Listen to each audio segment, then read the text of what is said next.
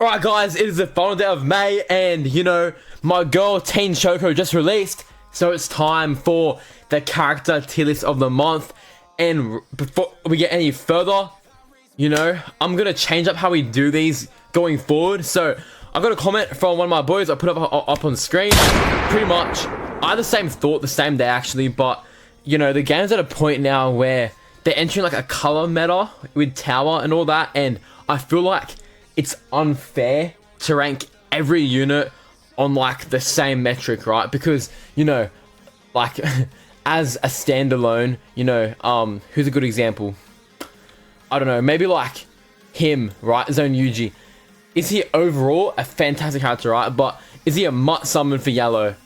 I don't know, right? So I'll tweak it coming next month. So I'll make a separate post anyway, but comment down below if you guys would rather me do it all in the one video, just a really long video where I just rank every color on a separate list, or if I just do 4 separate videos and then I'll still keep my memory tier list and I'll still keep my top 10 because I like the top 10. It's unique, I think, so I'll keep on doing that. But let's go, right? So please black flash like most of the content and let's go. Okay, so only 2 new characters this month. Obviously on JP it is a 1.5 anniversary. Global probably about 2-3-ish months we'll get it. Sukuna out tomorrow.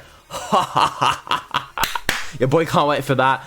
I've got pity for him, but if Venom Prey can bless me a little bit, give it to me like first summon, I'll appreciate it.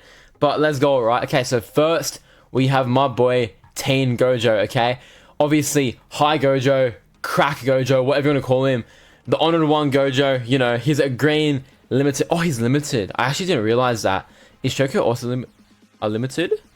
Damn, I didn't realize that, because the 0.5 Annie, obviously Gojo, Toji, and Geto, they're not limited, but these guys, that changes things, bro.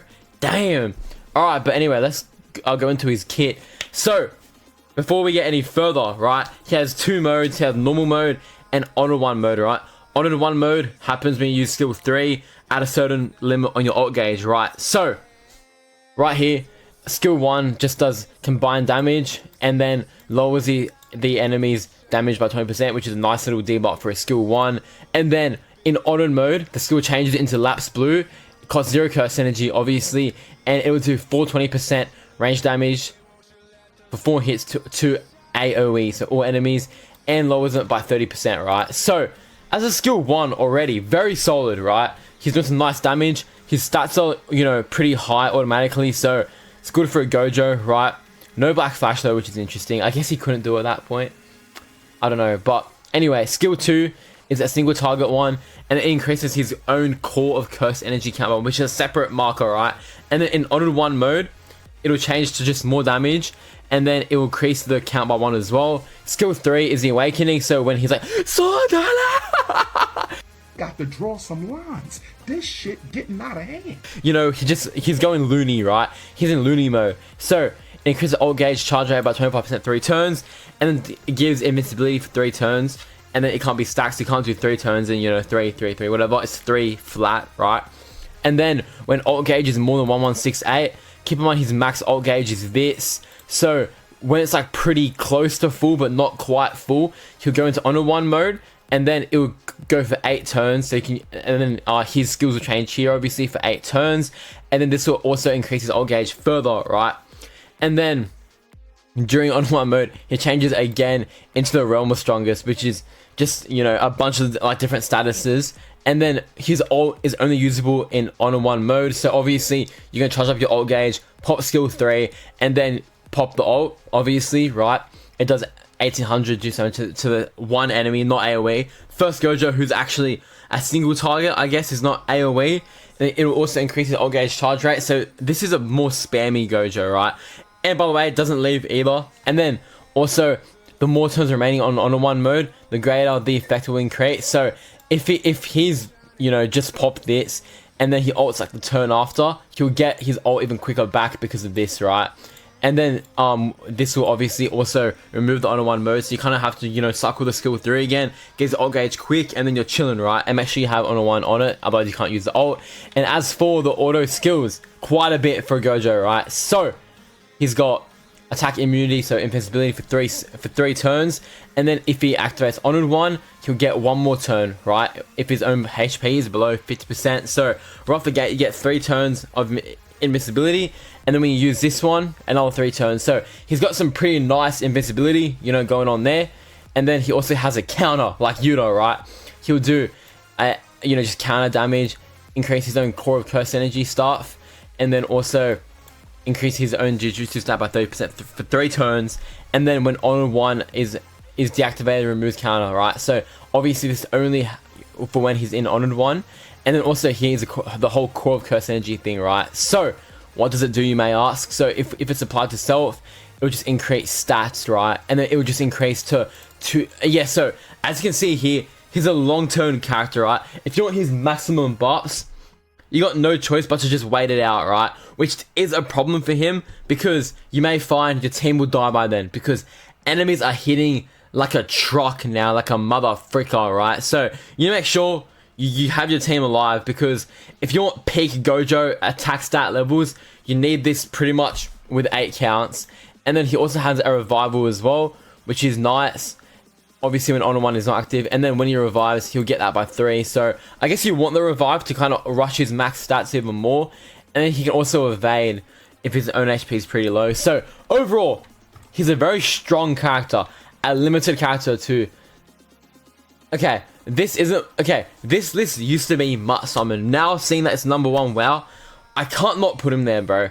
Honestly, I can't not. He's like Hollow Purple, but with res, a little bit less damage, but it doesn't leave. So my boy's going there, bro. I don't know, like, I guess you could argue that he's not needed for your account, but looking at the state of green right now, maybe he's kind of is needed. I don't know, like, if you have Mekamaru, okay, I wouldn't say needed, but it's very nice to have. He's a very number 1 whale pickup, and it's limited too, so it'd be nice to have. And then what will, you know, like, will enhance him even more is with Shoko, okay? Because Shoko is just, you know, tailored to Gojo and overall just green characters, right? So obviously she's a support character, also limited, which sucks, but you know, skill 1 just is a little bit of a, you know, standard old thing. Skill 2 increases all green. There's the thing, she's a support for only green characters, all right? That's an interesting adder right there, but that means outside of green, useless, okay? So what that means is, if she's not on a green team, you might as well not have her there at all, which shows the new tower meta thing, how they're going for mono teams, you know, mono type teams and that. So off this, we can expect like the support characters like this of every type to come out eventually, right? I don't know how long they'll take, but keep it in mind, this Shoko is crazy for green. I'd expect the other elements to get it as well, and she also gets stealth as well, so she can't get hit. That's nice. So also skill 3 is just a reverse curse technique heal by 40% for 1 ally, and then it will also just give a bit of regen to him as well, which is nice.